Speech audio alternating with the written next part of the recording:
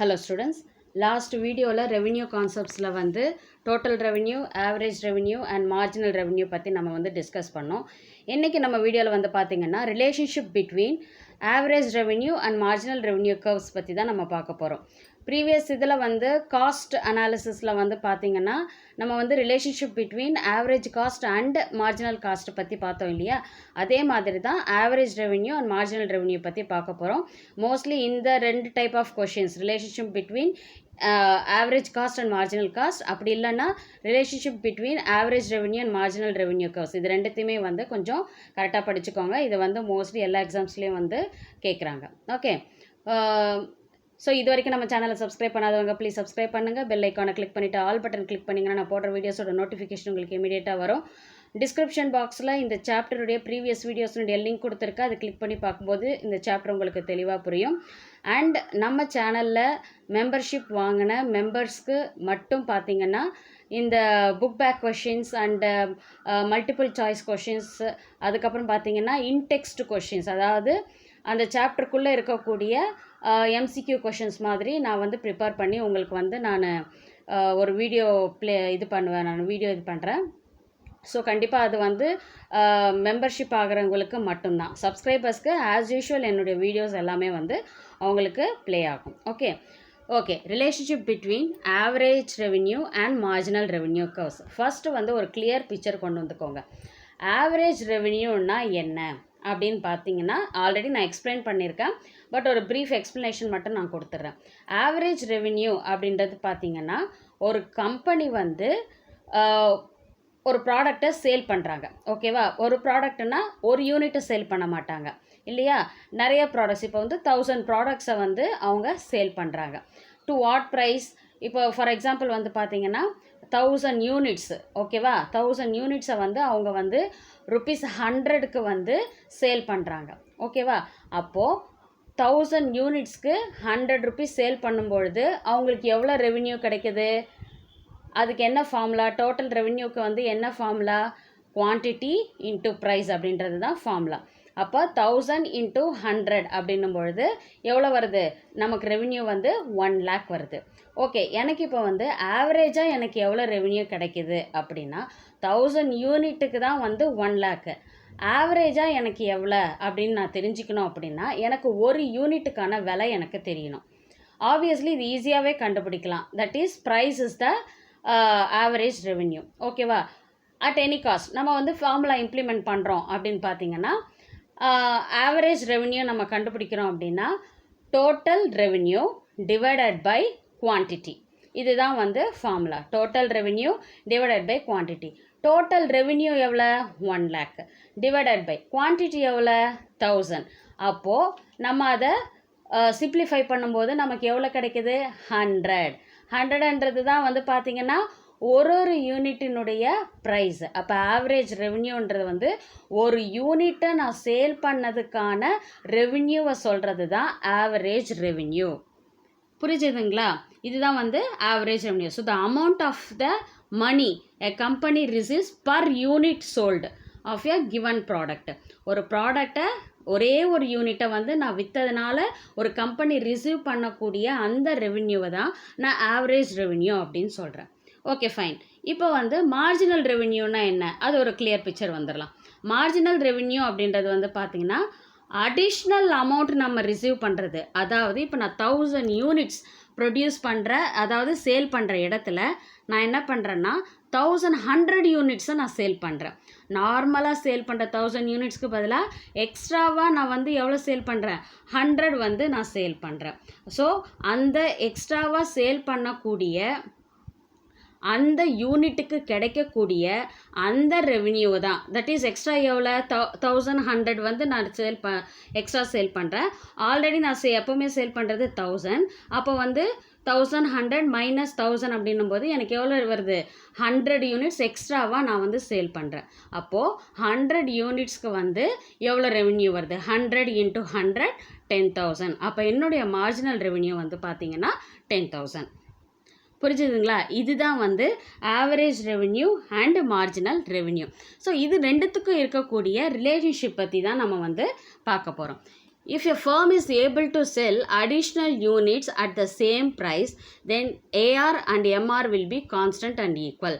அதாவது இப்போ ஒரு firm வந்து அடிஷ்னல் யூனிட்ஸை வந்து சேல் பண்ணுது. ஓகேவா? இப்போ 1000 இருக்கிற இடத்துல 1100 யூனிட்ஸை வந்து அவங்க சேல் பண்ணுறாங்க. ஆனால் என்ன இது? அட் த சேம் ப்ரைஸ், அதாவது ஆவரேஜ் ரெவன்யூவும் மார்ஜினல் ரெவன்யூவும் வந்து பார்த்திங்கன்னா சேம் ப்ரைஸாக இருக்குது and will be constant and equal. எல்லா இடத்துலையுமே அது வந்து என்னவா இருக்குது? ஈக்குவலாக இருக்குது அப்படின்னு தான் சொல்கிறாங்க. ஓகேவா? If the firm is able to sell additional units only by reducing the price. இப்போது இன்னொரு சினாரியோ வந்து பார்த்திங்கன்னா, இப்போ வந்து ஒரு ஆர்கனைசேஷன் வந்து பார்த்திங்கன்னா அடிஷ்னல் யூனிட்ஸை வந்து சேல் பண்ணுறாங்க. ஆனால் இருக்கிற ப்ரைஸை விட அவங்க ரெடியூஸ் பண்ணி சேல்ஸ் பண்ணுறாங்க. ஓகேவா? அப்போது then both AR and MR will fall and be different. அப்போ அந்த இடத்துல வந்து பார்த்திங்கன்னா ஏஆர் அண்டு எம்ஆர், அதாவது ஆவரேஜ் ரெவன்யூவும் மார்ஜினல் ரெவன்யூவும் என்ன ஆகும்? குறைய ஆரம்பிக்கும். And at the same time ரெண்டுத்துக்குமான வேல்யூவும் வந்து டிஃபர் ஆகும் அப்படின்னு சொல்கிறாங்க. இதுதான் அதனுடைய ரிலேஷன்ஷிப்பாக சொல்கிறாங்க. ஃபஸ்ட்டு வந்து பார்த்திங்கன்னா ப்ரைஸு வந்து ஈக்குவலாக இருக்கும். மற்ற எல்லா ஆவரேஜ் ரெவன்யூவும் மார்ஜினல் ரெவன்யூ ரெண்டுமே வந்து ஈக்குவலாக தான் இருக்கும் அப்படின்னு சொல்கிறாங்க. Constant and equal.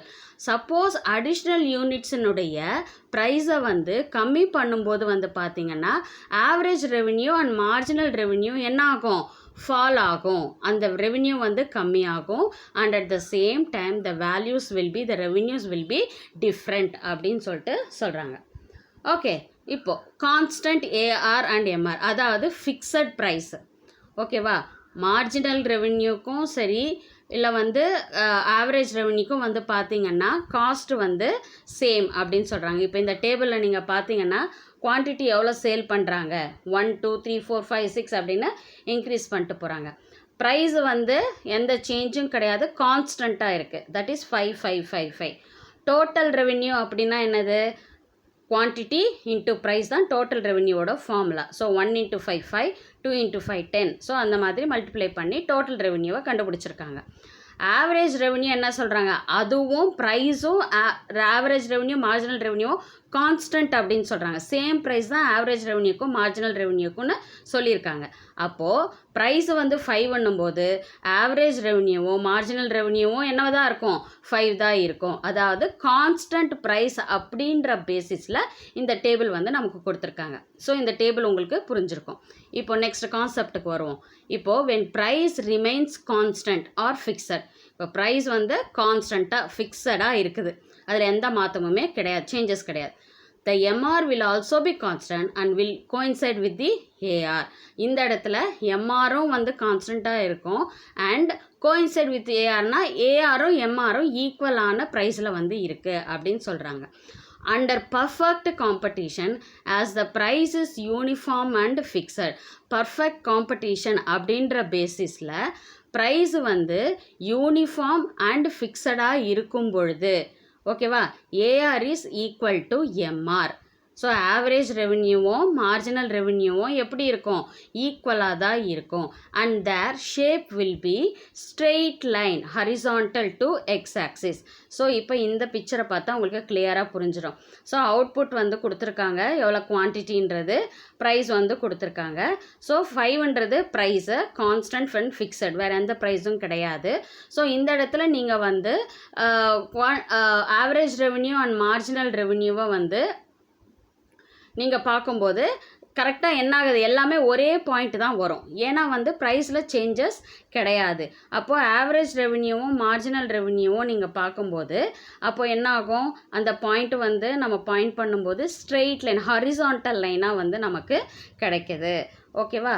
So the AR and MR schedule under constant prices given. இந்த டேபிளில் பேஸ் பண்ணி தான் இந்த டயக்ராம் வந்து வரைஞ்சிருக்காங்க. So as per perfect competition படி வந்து பார்த்திங்கன்னா ப்ரைஸ் வந்து ஃபிக்ஸடாக இருக்குது, யூனிஃபார்மாக இருக்குது அப்படின்னும் பொழுது ஏஆர் வந்து ஈக்குவல் டு எம்ஆராக தான் இருக்கும். அண்ட் அதனுடைய ஆக்சிஸ் வந்து எப்படி இருக்கும்னா horizontal straight line horizontal to X axis அதான் இருக்கும் அப்படின்னு சொல்கிறாங்க. ஓகே, இப்போது நெக்ஸ்ட் வந்து பார்த்தீங்கன்னா declining AR and MR at declining price. இப்போ நெக்ஸ்ட் கான்செப்ட் ஒன்று பார்த்தோம். இப்போ ரிலேஷன்ஷிப் பிட்வீன் ஏஆர் அண்ட் எம்ஆரில் வந்து ப்ரைஸ் வந்து ஃபிக்ஸடாக இருக்கும்போது எப்படி இருக்கும் அப்படின்றத இப்போ பார்த்தோம். அடுத்தது வந்து பார்க்கும்போது ப்ரைஸ் வந்து கம்மியாகும் பொழுது ஏஆர் அண்ட் எம்ஆரினுடைய ரிலேஷன்ஷிப் எப்படி இருக்கும் அப்படின்றது தான் இதில் பார்க்க போகிறோம். Under imperfect competition, when a firm sells large quantities at lower prices, both AR and MR will fall, but the fall in MR will be more steeper than the fall in the AR. So imperfect competition அப்படின்ற இடத்துல வந்து பார்த்திங்கன்னா நிறைய குவான்டிட்டிஸை sale பண்ணுறாங்க, ஆனால் கம்மியான விலையில் sale பண்ணுறாங்க. அப்போது ஏஆர் அண்டு எம்ஆர் கர்வ் என்ன ஆகும் அப்படின்னா, அதில் ஏஆர் அண்ட் எம்ஆர் வந்து என்ன ஆகும்னா ஃபால் ஆக ஆரம்பிக்கும் இல்லையா? விலை வந்து கம்மியாகும் பொழுது அதனுடைய ரெவென்யூஸும் என்ன ஆகும், கம்மி தான் ஆகும். But the fall in MR, ஓகேவா, எம்ஆர் வந்து எம்ஆரும் டிக்ளைன் ஆகுது, ஏஆரும் டிக்ளைன் ஆகுது. ஆனால் ஏஆரை விட எம்ஆர் தான் வந்து மார்ஜினல் ரெவென்யூ தான் வந்து அதிகப்படியாக அடிபட்டு ரொம்ப ஏஆரை விட ஆவரேஜ் ரெவென்யூ விட ரொம்ப கம்மியாக எம்ஆர் வந்து ஃபால் ஆகுது அப்படின்னு சொல்கிறாங்க. Okay, it is to be noted that marginal revenue will be lower than AR. So ஏஆரை விட மார்ஜினல் ரெவென்யூ என்ன ஆகிடுது, கம்மி ஆகுது. Both AR and MR will be sloping downwards straight from left to right. இப்போ இந்த டயக்ராம் நீங்கள் பார்த்தீங்கன்னா உங்களுக்கு தெரியும். இந்த இடத்துல வந்து பார்த்தீங்கன்னா ஏஆர் வந்து ரெட் லைனில் கொடுத்துருக்காங்க இல்லையா? ஸோ ஸ்லோப்பிங் வந்து லெஃப்ட் டு ரைட் வருது. எம்ஆர் வந்து என்ன ஆகுது, ஏஆருக்கு கீழே தான் வந்து லோயர் தான் ஃபால் ஆகுது இல்லையா? ஸோ லோயர் வந்து ஃபால் ஆகும்பொழுது ஸ்டீப்பராக ஏஆருக்கு ஸ்டீப்பராக வந்து ஃபால் ஆகுது. ஓகேவா? ஸோ இந்த இடத்துல இவங்க என்ன சொல்கிறாங்க, the downwards, okay, the MR curve divides the distance between AR curve and Y axis into 2 equal parts. அதாவது இப்போ வந்து எம்ஆர் வந்து ப்ளூ லைன், ஓகேவா, அது என்ன பண்ணுது, அதாவது ஒய் ஆக்சிஸ் இருக்கு இல்லையா, அதுக்கும் எம்ஆருக்கும் இருக்கிற டிஸ்டன்ஸும் எம்ஆருக்கும் ஏஆருக்கும் இருக்கிற டிஸ்டன்ஸும் பார்த்திங்கன்னா ஈக்குவலாக இருக்கும். அப்போது எம்ஆர் என்ன பண்ணுது, ஒய் ஆக்சிஸையும் ஏஆரையும் வந்து ஈக்குவல் பார்ட்ஸாக அது வந்து கட் பண்ணுது. ஓகேவா? ஈக்குவல் பார்ட்ஸாக அது வந்து டிவைட் பண்ணுது. The decline in AR need not be straight line or linear. So decline in AR average ரெவென்யூவில் வந்து ஒரு ஃபால் இருக்கும் பொழுது கண்டிப்பாக அது வந்து ஸ்ட்ரெயிட் லைனாக இருக்கவே முடியாது. If the prices are declining with the increase in quantity sold, the average revenue can be non linear taking a convex or convex shape to the origin. Price வந்து ஃபிக்ஸடாக இருக்கும்போது மட்டும்தான் பார்த்திங்கன்னா average revenue and marginal revenue வந்து straight லைனாக ஹரிசான்டலாக வருது. ஆனால் இந்த இடத்துல வந்து அதிகப்படியான லார்ஜர் குவான்டிட்டிஸை வந்து கம்மியான விலையில் அவங்க சேல் பண்ணும்பொழுது ஆவரேஜ் ரெவென்யூ வந்து ஸ்ட்ரெயிட் லைனாக எப்போவுமே இருக்காது. அது என்ன ஆகும், அது வந்து நான் லீனியர் அப்படின்ற ஒரு லைனை தான் வந்து அது ஃபார்ம் பண்ணும். அண்ட் அது வந்து கான்கேவ் இல்லைன்னா கான்வெக்ஸ் அப்படின்ற ஒரு அமைப்பை தான், ஒரு ஷேப்பை தான் வந்து அது க்ரியேட் பண்ணும். இப்படி ஸ்லாண்டிங்காக இருக்குது இல்லையா, ஒரு குவியும் தன்மை கொடுக்குது இல்லையா? ஸோ அதுதான் கான்கேவ் இல்லைனா கான்லென்ஸ் அப்படின்ற ஒரு இமேஜை வந்து அது ஷேப்பை வந்து க்ரியேட் பண்ணுது. ஓகேவா? இது வந்து டிக்ளைன் ஆகும்போது தான் வந்து பார்த்திங்கன்னா இந்த டிஃப்ரென்ஸ் வந்து ஏற்படுது. ஓகே, இப்போ இந்த இப்போ வந்து இந்த வேல்யூஸை நம்ம பார்க்கலாம். இப்போ வந்து ஃபார் எக்ஸாம்பிள் இப்போ பார்த்திங்கன்னா டிக்ளைனிங் ப்ரைஸ் கொடுத்துருக்காங்க. கான்ஸ்டன்ட் ப்ரைஸ்க்கு நம்ம பார்த்தோம், ப்ரைஸும் 5 தான் இருந்துச்சு, ஆவரேஜ் ரெவென்யூவும் 5 தான் இருந்துச்சு, மார்ஜினல் ரெவென்யூ 5 தான் இருந்துச்சு. டிக்ளைனிங் ப்ரைஸில் வந்து பார்த்திங்கன்னா குவான்டிட்டி சோல்டு வந்து இன்க்ரீஸ் ஆகிட்டே போகுது. Okay, fine. இப்போ ப்ரைஸ் வந்து பார்த்திங்கன்னா ஆவரேஜ் ரெவென்யூ வந்து பார்த்திங்கன்னா டிக்ளைன் ஆகுதுன்னு சொல்லியிருக்காங்க. இப்போ 10, 9, 8, 7, 6, 5, 4, 3, 2, 1 அப்படின்னு ப்ரைஸை வந்து டிக்ளைன் ஆகுது. டோட்டல் ரெவென்யூ பார்த்திங்கன்னா ப்ரைஸ் இன்ட்டு குவான்டிட்டி. ஸோ அதை டோட்டல் ரெவென்யூ கண்டுபிடிச்சிட்டாங்க. மார்ஜினல் ரெவென்யூ கண்டுபிடிக்கிறாங்க அப்படின்னா நமக்கே தெரியும், டோட்டல் ரெவென்யூக்கு ஆல்ரெடி நமக்கு வந்த டோட்டல் ரெவென்யூக்கும் இப்போ இருக்கிற டோட்டல் ரெவென்யூ கூட இருக்கிற டிஃப்ரென்ஸ் தான் வந்து பார்த்திங்கன்னா மார்ஜினல் ரெவென்யூ இல்லையா? அதாவது சேல் பண்ண யூனிட்டினுடைய குவான்டிட்டி வந்து அதிகமாகும் போது ப்ரைஸும் வந்து வேரி ஆகும். அப்போது ஆல்ரெடி இருந்த டோட்டல் ரெவென்யூக்கும் இப்போ எக்ஸ்ட்ராவாக சேல் பண்ண யூனிட்டினுடைய ரெவென்யூவும் வந்து பார்த்திங்கன்னா அதிகமாக தான் இருக்கும். அப்போ அது ரெண்டுத்துக்கு இருக்கிற டிஃப்ரென்ஸ் தான் மார்ஜினல் ரெவென்யூ. இப்போது ஆல்ரெடி 10 யூனிட் வந்து இப்போ ஃபஸ்ட்டு வந்து பார்த்திங்கன்னா குவான்டிட்டி சோல்டு வந்து 1, ப்ரைஸ் வந்து 10, டோட்டல் ரெவென்யூ 10.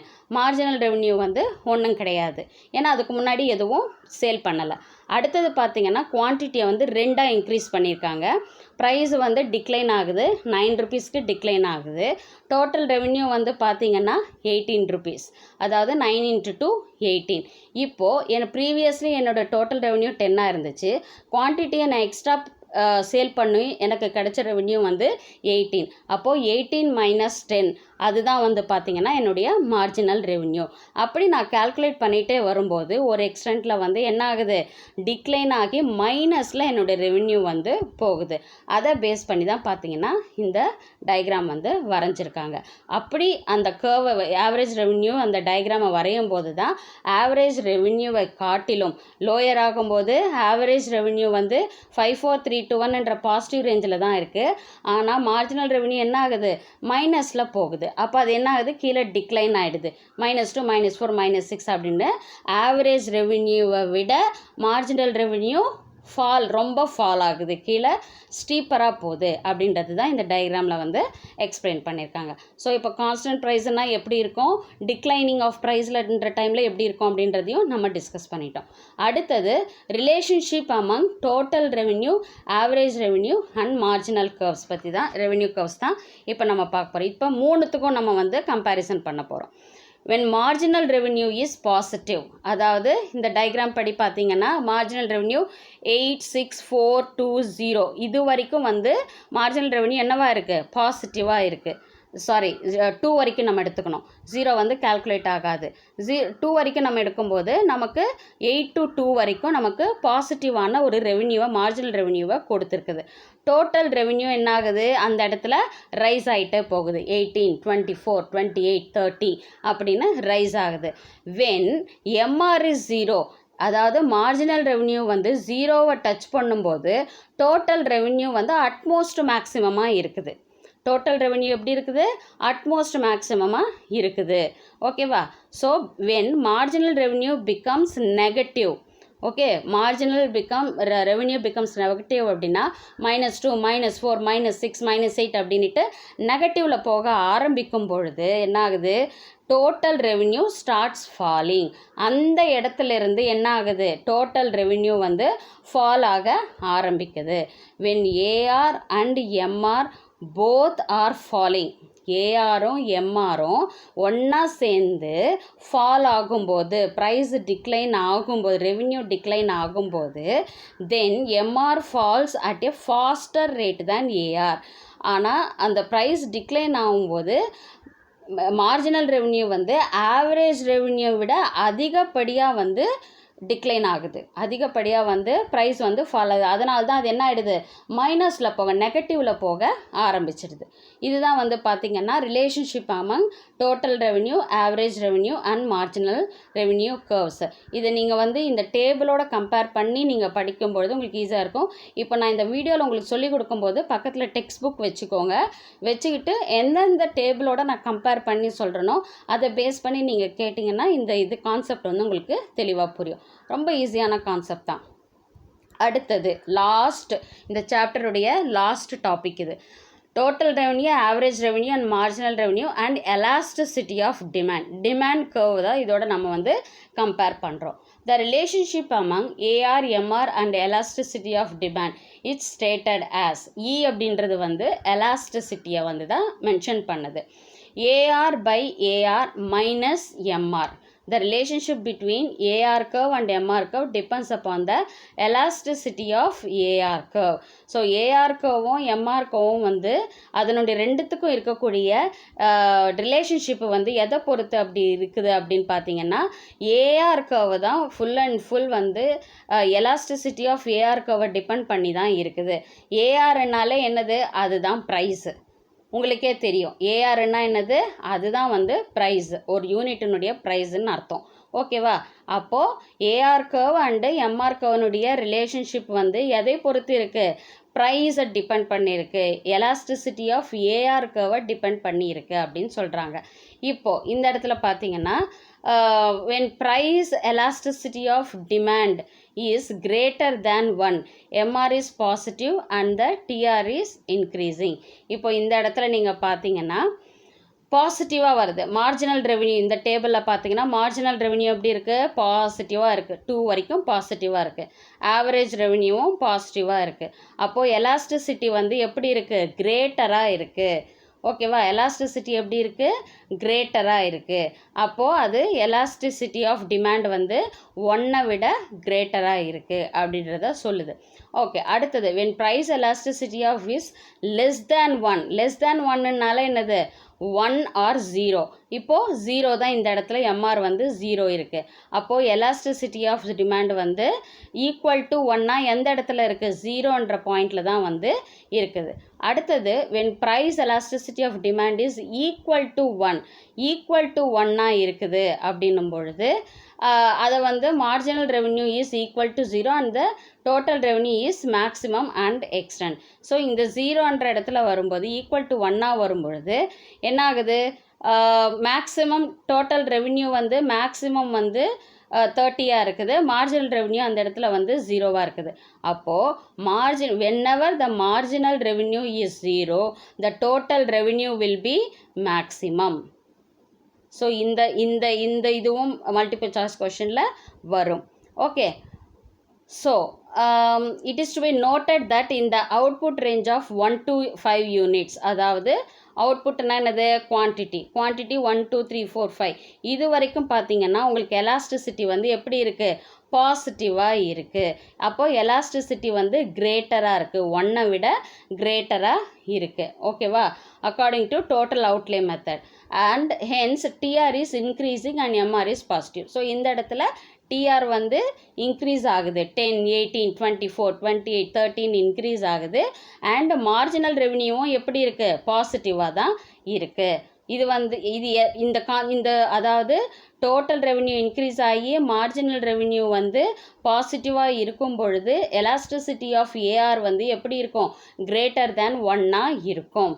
இதுதான் வந்து இந்த கான்செப்ட். அடுத்தது வந்து பார்த்திங்கன்னா suppose hence TR is increasing and MR is positive. So இந்த இடத்துல TR வந்து இன்க்ரீஸ் ஆகுது, MR வந்து பாசிட்டிவாக இருக்குது. And at the same time at the output range of 5 to 6 units. இப்போ 5 யூனிட்ஸ் குவான்டிட்டி 5 6 இந்த இடத்துல வந்து பார்த்தீங்கன்னா the price elasticity demand is equal to 1. Elasticity is equal to 1ன்னு கொடுத்துருக்காங்க பாருங்கள் டேபிளில். அப்போது என்ன ஆகுது? 0 வரும்பொழுது எலாஸ்டிசிட்டி ஆஃப் டிமாண்டும் இஸ் ஈக்குவல் டு 1ஆ இருக்குது. அப்போது டோட்டல் ரெவென்யூ மேக்ஸிமமாக இருக்கும், மார்ஜினல் ரெவென்யூ 0வாக இருக்கும். Okay, fine. அடுத்தது at the output range of 6 to 10 units. 6லேருந்து 10 யூனிட்ஸ் வரைக்கும் குவான்டிட்டியை நம்ம பார்க்கும் பொழுது டிஆர் எப்படி இருக்குது? பாசிட்டிவாக தான் இருக்குது. ஆனால் என்ன ஆகுது? டிக்ளைன் ஆகுது. ஓகேவா? அதாவது எலாஸ்டிசிட்டி ஆஃப் கர்வை வந்து என்ன ஆகுது? டிக்ளைன் ஆகுது. அப்போது எம்ஆர் வந்து என்ன ஆகுது? நெகட்டிவாக போக ஆரம்பிக்குது. அப்போது எலாஸ்டிசிட்டி ஆஃப் ஏஆர் வந்து பார்த்திங்கன்னா லெஸ் தேன் 1ஆ இருக்குது. ஏன்னா டிக்ளைன் ஆகிட்டே போகுது. At the output range of 6 units to 10 units the price elasticity of demand is less than unity. ஓகேவா? Less than unity. Hence TR is decreasing and MR is negative. So இந்த இடத்துல வந்து price elasticity of demand அப்படின்றது வந்து யூனிட்டின்னா 1ன்னு அர்த்தம். So அதை விட என்ன ஆகுது? அது எலாஸ்டிசிட்டி ஆஃப் டிமாண்டை விட அது 1 வந்து கிரேட்டராக இருக்குது இல்லையா? அப்போ நம்ம இங்கே சொல்லும்பொழுது எப்படி சொல்லுவோம்? Elasticity of demand is less than 1ஆக இருக்குது. அதனால தான் மார்ஜினல் ரெவென்யூ நெகட்டிவாக போகுது, டோட்டல் ரெவென்யூ டிக்ரீஸ் ஆகுது. ஓகே, ஸோ இந்த டேபிளை பேஸ் பண்ணி தான் உங்களுக்கு கான்செப்டே வந்து உங்களுக்கு எக்ஸ்பிளைன் பண்ணியிருக்காங்க, அண்டர்ஸ்டாண்ட் பண்ணிக்கிற அளவுக்கு எக்ஸ்பிளைன் பண்ணியிருக்காங்க. இதில் ஏதாவது உங்களுக்கு டவுட்ஸ் இருந்துச்சுன்னா கமெண்ட் செக்ஷனில் கமெண்ட் பண்ணுங்கள். உங்கள் டவுட்ஸை வந்து நான் கிளாரிஃபை பண்ணுறேன். ஸோ நெக்ஸ்ட் வீடியோவில் பார்க்கலாம். தேங்க்யூ.